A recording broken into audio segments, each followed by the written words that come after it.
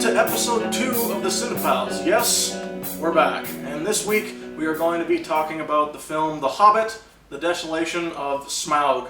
Smaug? Smaug? Smaug? Smaug. Smaug. Now, I know last week we told you, or Alan told you, that we would be reviewing Inside Llewyn Davis, the new Coen Brothers film, but unfortunately someone forgot to make sure that it wasn't, not coming to the city that we live in.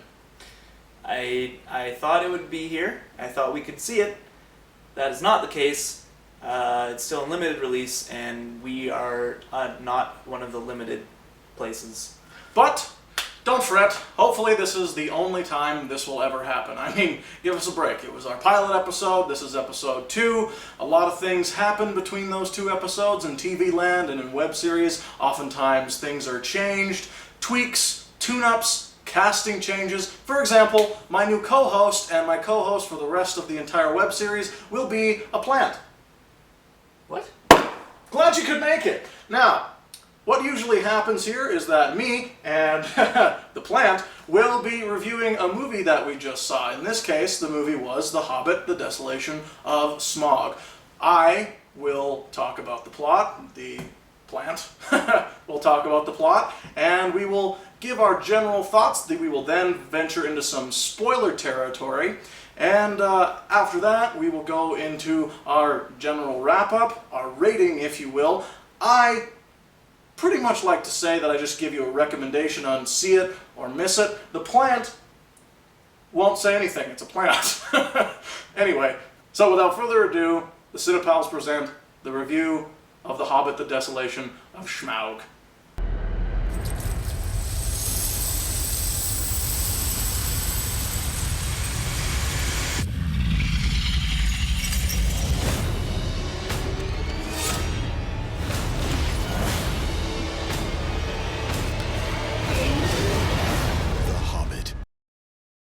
All right, let's get started.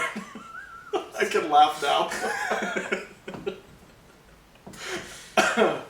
That was given to me as a cast gift for a show that I was in. It's very pretty. Yeah.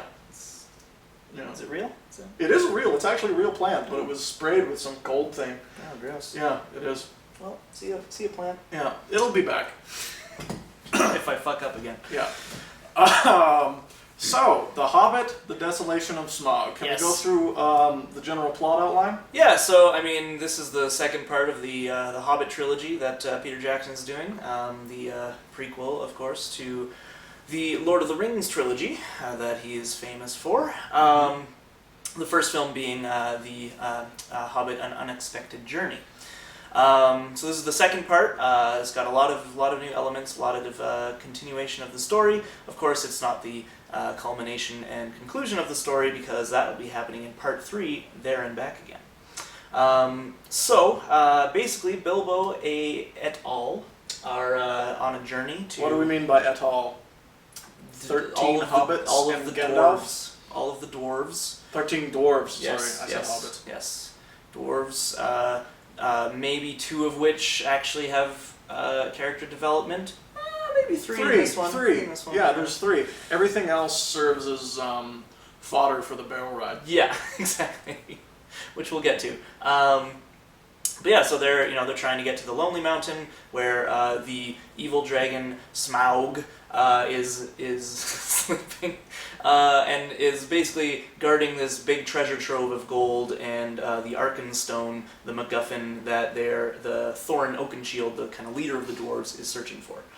Generally speaking, if you don't know the plot of The Hobbit by this point, you should read it. It's a really good book. It's only 300 pages. Yeah, it's lovely. 272 in most printings. Well, let's get really down to brass tacks. Yeah.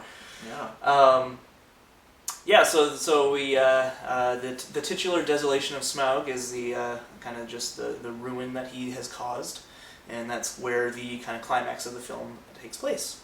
It lasts for 40 minutes. It's a long film. It's 2 hours and 40 minutes long. That is just, apparently it is less than 10 minutes shorter than An Unexpected Journey, but boy does it feel shorter. Yeah. It feels much shorter, and this is a good thing. It definitely clips along better. The pacing's a lot better in this one. It doesn't take 43 minutes for it to get going because it's already going, That's true. which is nice. That's true. Although I could have done without the prancing pony part, Yes. the part at the beginning. That was stupid. Yeah.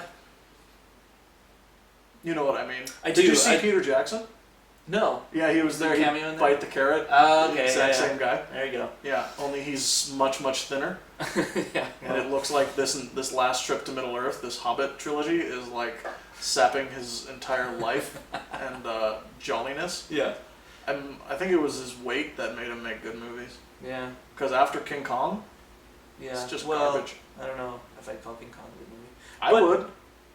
That's neither here nor there. So, The Hobbit 2. So, Greg, what are your general non-spoiler My thoughts? general non-spoiler thoughts. If you liked An Unexpected Journey, this is more of that, but better. I think the film is an overall improvement on An Unexpected Journey. There's a lot of Gandalf doing some really awesome magic shit.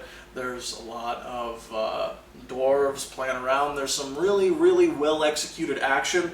I feel Legolas makes a completely unnecessary but welcome return. The elf Tariel is not present in the books. It's a completely padded edition, but this is actually paining me to say it. Evangeline Lilly is gorgeous and pulls it off. She's good. She's good. Yeah. She's good in it. The reason it pains me is because Kate is the worst. Yes. Yes. This we can agree on. Yes. So my general thoughts are I'm looking forward to the third one. Bring it on. I feel like it's gotten itself back on track, and as soon as we see the third one, I feel like as a whole the movies will be better, just like Lord of the Rings, even though the Lord of the Rings films stood on their own as independent films. Yeah, well, not independent films, but they had a better arc. The Desolation of Smaug has no arc. It's just continuing going. It's the middle part of a story. Yeah, nothing. Everything is set That's the up problem. in this movie. Everything is set up. At least in the Two Towers, because this is the one we can directly compare to. Sure. Right. The Two Towers, you have a lot of character development and a lot of character payoff. I feel. Yep. With Gimli and Legolas working together, you get the payoff of Merry and Pippin get rescued at the end, don't they? Of the Two Towers? Or is that the very beginning of Return of the King? I think it's the beginning of Return of the King because Damn it. because they Right. destroy Isengard or whatever Right. with the Ents. Yeah. Well, you get that payoff, Yeah. right? You know that Saruman has been defeated, right? Yes. They defeat an enemy. He hasn't been like killed yet, but you know that like his army has been pushing back. Yeah, now it's the big one, right? Yeah. Now we have to do the big one, but we have defeated our primary foe. Yes. Well, like, here's a good one. Okay. The Two Towers has a villain. It's Saruman. Yes. The movie, Peter Jackson stages the movie as a swashbuckling epic that is about, defeating Saruman. Right. And they do that, Yes. right? And Yeah. then Return of the King is about defeating Sauron. Correct. And they do that. Yeah, I Spoilers. mean the original trilogy stand on their own as films better because each film It's has based its own on a arc. 300-page Exactly. volume. It has its own arc. It's written specifically to be 3 chapters, as it were. Whereas The Hobbit, of course, was not. It was meant to be one story. It's the most exciting parts. A lot of those, most of those parts, other than Riddles in the Dark, are my favorite parts of the book. Well, you don't like Riddles in the Dark? No, I mean in the movie. Oh, in this film. Are my favorite parts Gotcha, of the book. yeah. But they're all just there. They don't have any payoff, right? Right. I remember Mirkwood being so scary when I was a kid. I remember the conversation with Smaug being so magical and delightful and terrifying. I remember Lake Town being dope. And then, of course, Riddles in the Dark. Those are some of my favorite ones, and they're all in the middle. Yeah. Right? So, why are you looking forward to the next one? Why am I looking forward to the next one? Because All your those favorite things parts are my favorite because of the payoff, Okay. right? This movie ends at the climax. Yeah. It sure They does. completely airball the ending. Yeah. I'm not going to go into the ending right now because that's spoiler territory. Yeah. But just so you know, if endings make or break movies for you, this movie has a garbage ending. True. Yeah, so I did not like this movie. I didn't hate it. Like, the first one, I basically, like, if it didn't have Riddles in the Dark, I would have hated it. I would have just despised it. No, okay, let me take that back. If it didn't have Riddles in the Dark and it didn't have Martin Freeman as Bilbo, I would have hated it. Those were the two saving graces for me for the first film. So I was cautiously optimistic with this one because, as you said, that was a lot of setup, right? Like, there's a lot of, getting into the story, convincing Bilbo to go on the adventure, and the early I saw adventures. I saw one of those honest movie trailers about it, and it does a time count to when he says, "I'm going on an adventure." So, like, that's when the actual movie starts, right? That's when the story begins. That's 43 minutes and 12 seconds. Yeah. So that's a long time to wait before the adventure starts, as it were. Yeah. This isn't The Godfather. Yeah. There's, like, the really unnecessary Frodo stuff at the beginning, but anyway, that's that film. We'll not worry about that later. Check out our now defunct podcast show, Yes. the Spotcast, for our complete thoughts on it. Yes, I don't know if that still exists anymore, but maybe it does. Maybe. Email me and I'll send it to you. Oh boy, I'm gonna get a flood of emails. Oh, now. so many. Oh boy. But no, so this one is definitely an improvement from the first one. It helps that it does have a lot of exciting action moments, like a lot of exciting scenes. It, for me, loses a lot of goodwill because it veers away from the main plot too much, in my opinion. I understand what Peter Jackson's trying to do with the Gandalf stuff and adding in more stuff with Legolas and Torio and all that stuff. I want to get into that with you in our spoiler territory. And we will. The Gandalf stuff. Yeah, but for me, like, this is a movie called The Hobbit. I want to see The Hobbit. I want more Bilbo, not only because I love Martin Freeman's interpretation of him. He's just got such nuance and such, like, interesting choices with Bilbo that I actually, in the first movie, I didn't like it as much as I did after seeing this movie. Like, this movie sold me on him as Bilbo. Like, I liked him as Bilbo in the first one, but I wasn't sure where he was going with it. If this movie was pared down, if this movie was truly Martin Freeman's movie, like it should be, I think it's one of the best performances of the year. Like, he is great, and he's like, you know how everyone was saying how awesome Gandalf was, like how awesome Ian McKellen was in The Fellowship of the Ring? Yeah. How he, like, nails Gandalf. Yeah. And still does to this day. Yeah, of course. So much so that we take it for granted. Yeah. That's Martin Freeman. Yeah. To me. Yeah, for sure. He is 100% spot on. Him and Ian McKellen are possibly the two most perfect casting choices I've seen in recent memory. Yeah. Yeah. Yeah, I agree. And yeah, so for me, it was a disappointment. There's a lot of stuff I want to talk about. We'll talk about in spoilers specifically, but I think for the most part, like, I like a lot of the individual sequences, but being the middle of a big story, it loses some of the feeling of, like, one arc. Like, this it feels like the middle of a story. This needed to be Empire Strikes Back, not Attack of the Clones. Yes, I don't know if I'd go that far. No, I wouldn't either. But I understand what you're saying. Yeah, it needed to serve. Just so, like, we put that on the spectrum, like, of good sequels, right? Like, of the best sequels. Up here is, like, Godfather 2 and Empire Strikes Back. Right down here is, like, Attack of the Clones. Attack of the Clones. And Die Hard 2, Die Harder. More around the middle. With, like it wasn't awful, but it also, like, didn't do what I wanted Die Hard to do. 3. Yeah, I guess. Yeah, something like that. Yeah, Die Hard 3 is a decent example. Right.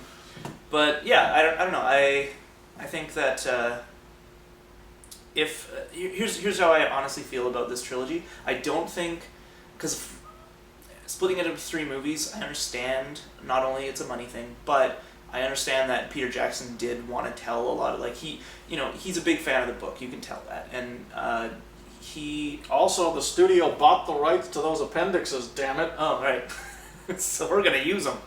But he's he sees a chapter like Riddles in the Dark or Conversations with Smaug, and I hate how they call it Smaug. Smaug. It's so I just don't understand it. Anyway, Martin Freeman makes it work though. I didn't think so. Oh, Smaug the Magnificent. But only because it feels so like weird. he's mocking Smaug Yeah. when he's saying it, right? Yeah. So like by saying it, to me it's almost like he's like saying, yes, I agree, this was a stupid pronunciation choice. I feel like he's Maybe in he on is. the joke. Maybe he is. Let us know, Martin Freeman. Yeah. He's supposed to be in town actually, or in the city. What is it, for 'Cause Comic-Con or something? No, he's filming Fargo, the series. Oh, right, Yeah. yeah. Anyway, where was I? Let's recommend Fargo right. for anyone who hasn't seen it. One of my favorite movies. Yeah. Yeah, sorry. So Peter Jackson sees scenes like that in the book, and he wants to give them the full treatment, and I understand that, and that's great. There are some things that he took a lot of liberties with, of course, like the barrel sequence, which in the book is just they get in the barrels and they escape down the river, and they're out of the river. They made it. In this one, they had elves and orcs and a gate and a poison thing and just like a whole bunch of crazy, wacky shenanigans with barrels flying all over and crazy decapitations, and it's really exciting, but It's really well made too. and that's fine. But when I read that in the book, it was not that. I have a feeling that Peter Jackson. So, are we done with our general stuff? So I just want to finish this thought. So I understand what he's trying to do by making 3 movies. I think that it would have worked well if he had made 3 2-hour movies rather than 3 3-hour movies. By making 3 films and feeling like he had to make them as epic as The Lord of the Rings, I feel there was too much added in there. He's Too many hamstrung from the unnecessary get-go. things. But I do like after seeing this film and seeing where the first one ended and where this one ended, and obviously where the next one's gonna go because there's only one movie of story left. I think those 3 sections could work well if the movies themselves were smaller. I get what you're doing. Yeah. I get what you're saying. Absolutely. Yeah. And that's my kind of general feeling about the series as a whole. But Yeah. A lot of it feels so like airy. Mhm. Like there's nothing that you can do but feel like say it's like, oh, there's lots here, but it's all, there's no substance to it. Yeah. It's all just stuff happening, right? Like, and I know, like, I can just imagine Peter Jackson right now reading the reviews of this movie being like, but I did the same thing with Helm's Deep, everyone loved that! What do you want from me, everybody? It was barely a chapter in Two Towers, I made it my whole movie! Yeah. Didn't you love it? I'm just giving you more! And yes, that's what he's doing. Yeah. That was my New Zealand accent, by the way. I just realized that was a horrible Peter doing Jackson. a weird voice. No, I know, It was an but accent. then like I realized I was doing like a Peter Jackson character, and I probably should have affected some sort of New Zealand accent. So I Okay. guess that was it. That was nailed it. So if he's doing this again, like with the barrel sequence, Mhm. he's basically Helm's Deeping the barrel sequence, right? But the problem with that is he's doing it with everything. Yeah. With every single thing, right? Yeah, and he's trying to tie in Lord of the Rings Too much. and Too much that's tie-ins. That's a big issue with me as well. I think that is a great segue into spoiler territory. Once again, I will put a time code for when we stop talking about this. Spoiler alert, it'll probably be the end of the video. Continue. Go see the movie and then watch this. There we It's go. a lot more fun. Yeah. You have no right to enter that mountain. If you awaken that beast, you will destroy us all. Such is the nature of evil. In time, all foul things come forth. I want to talk about Smaug, the character, and the sequence, because How great it was. Smaug was fantastic. However, I thought he was one of the best CG creations since yes, Gollum. he looked amazing. worth the 3D just for him? I don't know if I liked the interpretation of the character, though. When I read the book, I saw Smaug as a lot less menacing and just I'm gonna fuck everything up, and more just kind of cool and calm and I'm a dragon, dude. Yeah, I never saw him as quite as filled with rage. Yeah, he's so angry all throughout, and I was just I don't know, I didn't feel I liked the interactions with Bilbo when it's just Bilbo's scared for his life because it's a giant dragon, but at the same time, reading the book anyway, I never really felt this feeling of impending dread. I hate this. I never thought about that, and you were right. I hate this so much. You're so right. So Benedict Cumberbatch, bless his heart, is a great actor and all that, but his voice is perfect. His voice was great, and it was just so angry and just so just yelling and just breathing fire and slinking around and confronting Bill, and for me it was just really unbelievable that he would not just kill Bilbo the way his character was acting. Yeah, and that's why I myself thinking, why didn't he just eat him? Why didn't you just you could do it so easily, and so many times. The reason why Smaug is so cool in the book is because he's so cool, and he doesn't see Bilbo as a threat. No, he doesn't. And so he's just whatever, dude. I could kill you in an instant. You're I don't care. You're a hobbit. You're inconsequential, and that's a big theme of the whole Lord of the Rings, Middle Earth, everything. Yeah. Is the fact that hobbits are seen by most of the Middle Earth as inconsequential and just oh, it's a hobbit. Who cares? And they're the ones that save the world. Yeah. And that's such a great that theme and outwit the dragon. Yeah. They save the entire Middle Earth. They get a place alongside the elves in heaven. Mm-hmm. Yeah, exactly. Yeah. Yeah, it's weird. It is weird. Just read the Silmarillion. No, I won't. Don't. But don't. It reads like the Bible. Yeah. It's a 500-page sleeping pill. Well, the Bible's the best-selling book of all time, so. Yeah. Yeah. Don't know why. Yeah. Yeah. Probably not because Clancy's there's a lot up of there people. too. Anywho. Did he write the Bible? No. Oh. No, he didn't. All right. Anyway. The conversation with Smaug that I saw, I enjoyed. Uh-huh. I enjoyed it probably because they were cutting away from it, and what they were cutting away to was garbage. That's true. Yeah, there was like some stuff with Bard. There was some stuff with Bard that could have been completely cut out of the movie. Completely. So much of the Lake Town stuff could have been cut. Tariel and Legolas come. Why was Stephen Fry in this movie? I have no idea. I love Stephen Fry. If he was in this movie, I wish he was there longer. Why was that guy who looked exactly like Wormtongue in the movie? Right? I was literally like, this is like Wormtongue again. Yeah, why?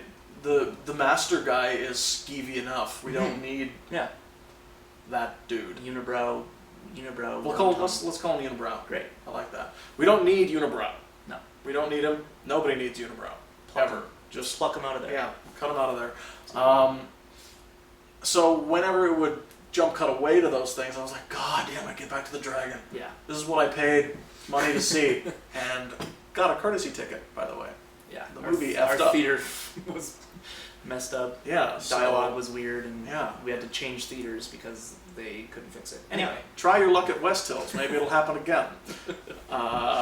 Auditorium 7. 1. Auditorium 1, we got transferred. Right, 7 was the good one. Yeah. Get Auditorium 1. Maybe they'll move you to it. Yeah. Okay. Whenever they would jump back to the actual conversation with Smaug, I was just like, oh, this is so cool. I friggin' love this. The sheer enormity of Smaug and Benedict Cumberbatch his perfect voice as Smaug was enough for me. It was absolutely enough, but I absolutely understand where you're coming from with that. I would have preferred if Smaug as a character was just like just ease up a bit. You know? Just like I'm gonna talk to you because he's so mad. Like you're toying with me, but you're not. Yeah. I'm a dragon. Yeah. Guess what? But then when the dwarves come in, he's just like, dwarves! Yeah. Blah! Yeah, then he can get mad. And that's fine, even though like that whole sequence was weird. We gotta light the forges. Okay, use the dragon fire. Oh, we did it. It's now, video game. What is that? It's video game logic. Travel through this. Yeah, totally. Press X to total not video die. game. Yeah. Yeah. And then that was just a weird. It was just a weird plan. It was such a weird plan. It didn't make any I didn't sense. understand until it was revealed, and even then I was like, "What?" There was a mold of a dwarf captain. The people we went with, some of them, I won't say who, thought it might be a mech warrior. Which then... I almost feel like that would have been better. Let me finish. Which then I thought would have been amazing because, and not out of the realm of possibilities, because that's when Guillermo del Toro comes in, because he shares screenwriting credit on this movie. Oh, really? And It's like he Pacific comes Rim. in, yes, and all of a sudden it becomes Pacific Rim, and the dragon grabs it and starts flying it up into the lower stratosphere, and the dwarf takes its axe and then cuts Smaug in half, and then he just falls out of the sky, and then we jump cut back to the writer's room with Guillermo del Toro saying all of these things, and he's like, huh? Huh? Huh? And that's when the other three are like, get out. He's like, fine. I'll go make my own movie. I'll make Pacific Monsters. Rim. Yeah. And robots fighting each other. That's why he didn't direct The Hobbit. Oh boy. Let's talk about some Gandalf stuff. Sure, yeah, alright. Go for it.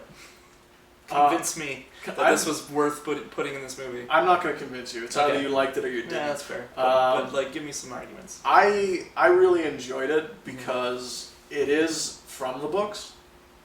It is from the books. It's something I've always wanted to see on film, and delved into deeper into more detail, because I always, when I was reading the book, I was like, where is he going? Yeah. He's the coolest one. Why isn't he staying with them? He's so awesome. Gandalf, you're a wizard. No. Yeah. Gandalf the Grey is my favorite Tolkien character. Okay. Not Gandalf the White. Gandalf the Grey is my favorite Tolkien character. He is so cool. Yeah. And I've always wanted to see his battle with the Necromancer. That being said, when he had his battle with the Necromancer and lost, they blew it. They completely blew it.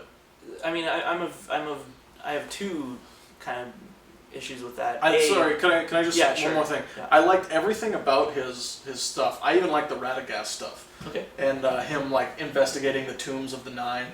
I thought that was some... That I liked, actually. Yeah. Them going to the tombs of the Ringwraiths. That was some neat little foreshadowing. And when he went into when he went to Dol Guldur, and it was just like, it is undoubtedly a trap. And that's a great line, by the way. Yeah, that's good. And he's just like, does the clearing spells, right? And it's just like, wow, wow, and how his staff repels the evil orcs. That's all really cool stuff. But when he runs and he sees Sauron as the Eye and all this shit, and comes out, and it's like, he gets beaten. And that's where they totally blew it for me. Because it's just the Saruman scene from Two Towers again. Sorry, from Fellowship. Yeah. Yeah. And they're trying to draw parallels between the Two Towers and Return of the King. Way too much. Way too much. With the gates opening and them walking out like they were passing through Minas Morgul and Return of the King. No. Yeah. This movie does not earn that. I didn't buy. So Gandalf fighting Sauron with his magic, I thought was really boring, to be honest. Like, it was literally just like, white light, black light, ha! Whoa, no, you got me again. Any Harry Potter wizard fight is Harry better. Potter wizard fight or a Dragon Ball Z fight. Like, that's what I felt when I was watching it. And I just wasn't invested in it. I'm just like, okay, he's either gonna like stop it and escape, or he's gonna lose, and then what? Because like Gandalf doesn't die, so there's no stakes there, and then sure enough he loses, and now he's in prison for some reason. Like why is he in prison? Why would Sauron not just kill him? Why would This is a powerful wizard. The people, I'm gonna token out right now. The people who will enjoy this scene up until that part will know that Here I go. We'll know that Gandalf and Sauron are actually the same breed. Okay. They're lesser gods Right. in Tolkien's world. Yeah. Sauron is an evil one. Gandalf is a good one. Okay. Right. So Sauron, given the chance, if he defeats him in any way, should kill him Yeah. immediately. Which is why it completely rings false to me, because there's no reason Sauron would keep him alive. Yeah. That's not the Sauron we know. No. And even not knowing, the true history of Gandalf, and like I knew lesser god stuff. I can't remember what do you know their Maiar. Maiar, yeah. God damn it! You got me to say it.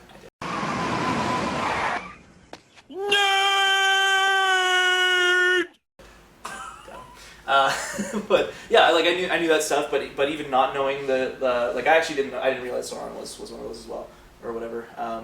But yeah, just me in my limited knowledge of it was just like, why wouldn't if he just lost? He's got no friends. He's in this place alone where this giant army is. Like, just kill him. Yeah.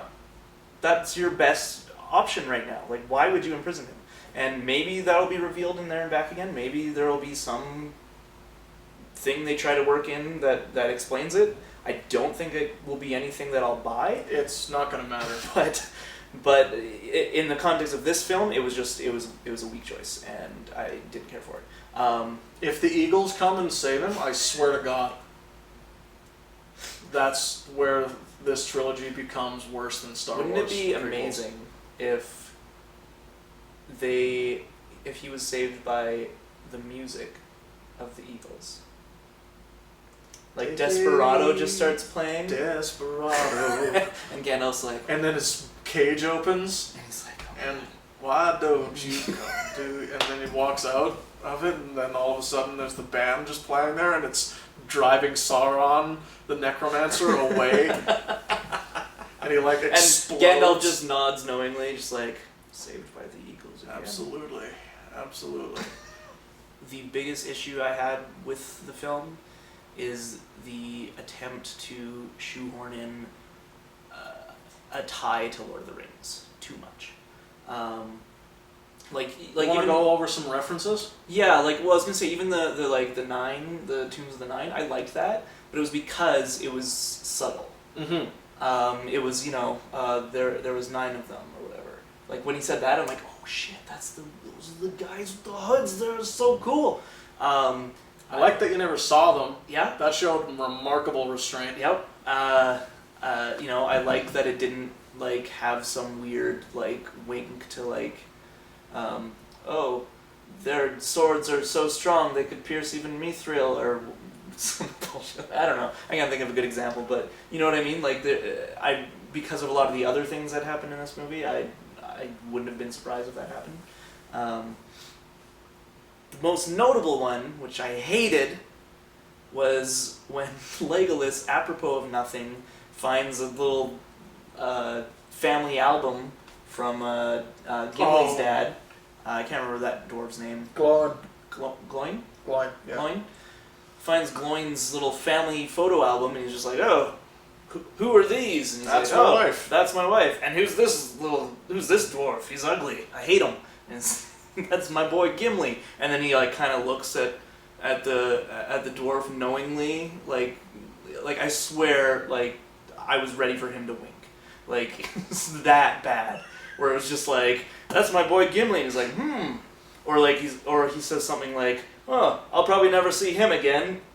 And throw it to the ground or something. Like it was just so painful. There is nowhere to hide. The Hobbit, The Desolation of Smaug. Everywhere Friday. Experience it in IMAX 3D. Rated PG-13. I think for me, I have to use the infamous barrel sequence as a standout scene.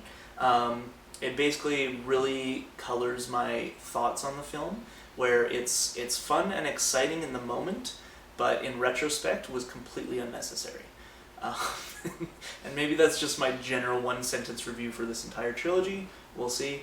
But yeah, for the most part, it was just it was fun and interesting, and like a lot of it I enjoyed, but a lot of it was just like, that wasn't necessary. You didn't need to do that. That's just a mess of CG. I don't know what's happening. I can't follow what's happening because it's just all CG, just bouncing. Like, this is just a barrel literally bouncing all over the place, and like axes flying and arrows shooting and orcs being decapitated in really creative ways. And There were a lot of those. yeah, and I didn't like it. I thought it was just silly. It was just like someone just like was hired to be like, think of a bunch of ways we could kill these orcs in this movie. And he just wrote down a whole bunch of things, and they just threw it in a hat, and they just started drawing them out. That was probably Guillermo del Toro's contribution after they turned down his Mac Warrior idea. Most likely, yeah. Yeah. But yeah, and so that's my feelings on the film encapsulated in one scene, as well as the like continuation of the really stupid, in my opinion, love story between Toriel and Keely or Feely. I believe it's Keely. It doesn't matter. Well, it doesn't matter at all. The handsome bearded one. Yeah.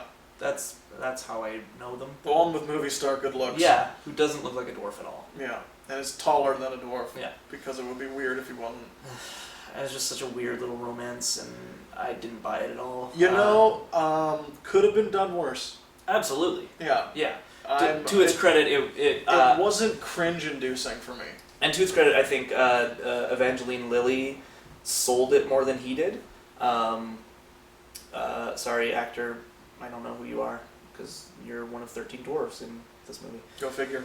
And but she sold it better than he did. But any of his lines to her and that kind of stuff, I just didn't buy. I just I don't believe that you actually have feelings for this person. But like with her, I felt like I could kind of see like a kind of like curiosity first, and then like a kind of a building respect, and then eventually like kind of like, oh, like I actually kind of have feelings for this person. But again, like without that reciprocation on his end, it made it less believable than it could have been. So basically what I'm saying is she did her job, he did not do his job, in my opinion.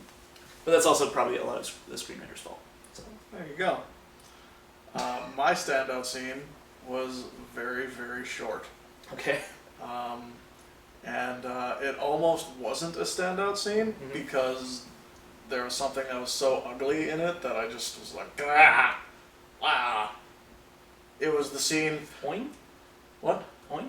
No. Oh. It was the scene where Bilbo stabs that white thing that comes out of the ground after they're fighting the spiders. White thing? That giant thing that comes out of the ground that goes after the ring. Wasn't that just another spider? It was like a small spider. Oh, okay, okay. Like a baby spider. Gotcha, yeah. Or something. It falls to the ground, and he sees it, and he's like, "Oh shit, my ring!" And the thing comes out, and it doesn't even go for it, right? It just walks around. It just walks on, and he just freaks out and just stabs it like 13 times, and picks it up, and is so relieved, and then he just covers his mouth. Because he just realizes what he did to get the ring back.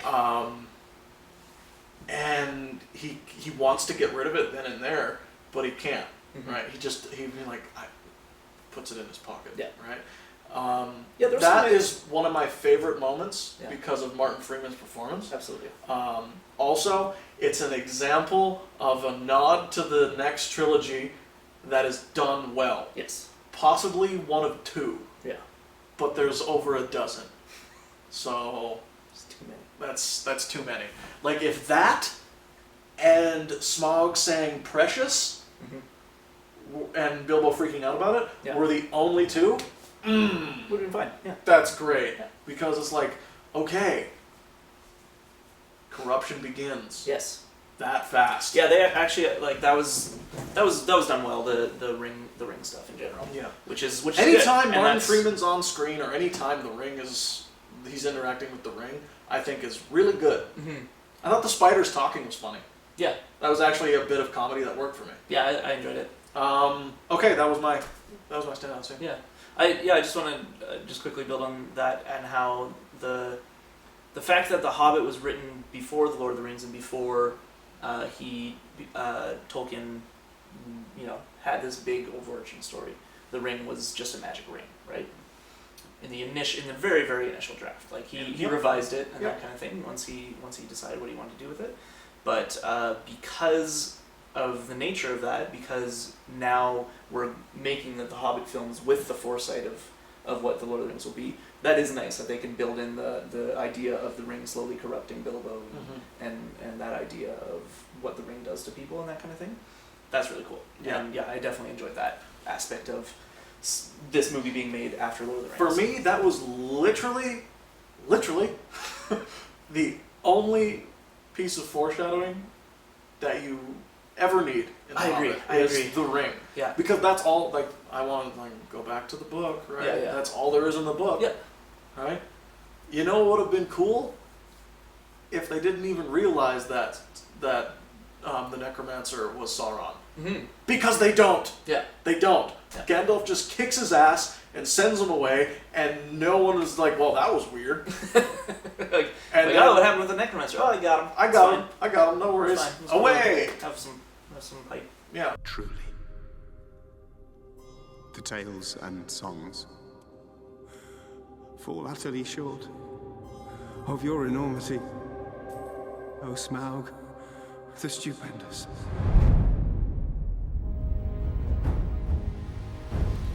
We are the dwarves of Erebor. We have come to reclaim our homeland. Okay. Recommendation time. Yes. Rating time. So I obviously didn't love the film. There's a lot of interesting stuff, and it's definitely better than its predecessor.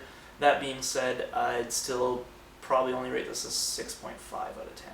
That's still better than a 5. Correct. For those that are keeping score at home, That's a C. I would rate the first one, An Unexpected Journey, a 6 out of 10. And it gets 2 points for Riddles in the Dark. If it didn't have Riddles in the Dark, it would be a 4 out of 10. So garbage. Yes. Well, close to garbage. Close to garbage. Riddles in the Dark, again, saved that movie for me. Yeah, me too. Yeah.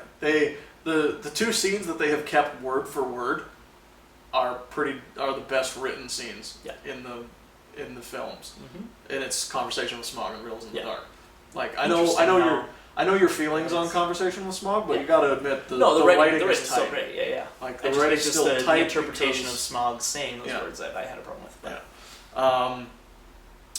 For me, I said it before, I'll say it again. If you liked An Unexpected Journey, you will love this movie. Like, I'm not even joking. It's so much better. Because if you liked An Unexpected Journey... You're crazy. Yeah, you're crazy. For me, if there's ever, like, a marathon night of these things, I'd skip An Unexpected Journey altogether. Like, no, actually. Wouldn't you just fast forward Riddles in the Dark? Oh, yeah. Yeah. Yeah, I would be like, well, maybe I'd watch the prologue. Yeah. Because the prologue, the sacking of Dale, is done quite well. Yeah, that's and then fast forward to Riddles in the Dark, because that's literally the only plot point in that movie. Yeah. That has any Before consequence. that, it's just them journeying. Point A, point B, oh no, Radagast rock and some monster. shit, and then they meet Rivendell and whatever. Why are there rock monsters in that? Anyway, if you liked it, if you like Unexpected Journey, you'll love Desolation of Smaug. If you like big action movies, go see this movie. It's got some great action set pieces. It's got some really good action. It's got some really good acting. Surprisingly enough, Peter Jackson remains quite a good actor-director. Yeah. Also, it doesn't hurt that he has like serious veterans on set with him. Yeah. And Smaug. If you like dragons, who doesn't? Smaug is, for me, was worth the price of admission. Dwarves. Which was free, actually. Dwarves don't like dragons. That's right, dwarves don't like dragons. That's stereotyping, though. Let's not do that, shall we? Alright. Okay, so movie for next week. Oh yes, the reveal. Yes. Greg is picking this one since I fucked it up last time. Hopefully he's not picking There and Back again. For this week, I'm going to tell you why we're picking this after I tell you what it is. Okay. This week, we are going to be watching Mamma Mia. Oh God. Damn you! I've avoided it for so long. Allie made me rent Just it. doing this to spite you. No, I'm not. Allie Alright. made me rent it on Apple TV, and I've Okay. only got like 3 more days until it expires. I haven't seen it yet, and if I don't watch it, I'll like have wasted my money. It was like $3 to rent, so Hilarious. yeah. All right. So, for all you Mamma Mia fans out there, We will be talking about Mamma Mia starring Pierce Brosnan. and I hear he's very good. Colin Firth. Oh, okay. Yeah. Maybe he'll save it for me. I don't know. See you next week. All right. Cheers.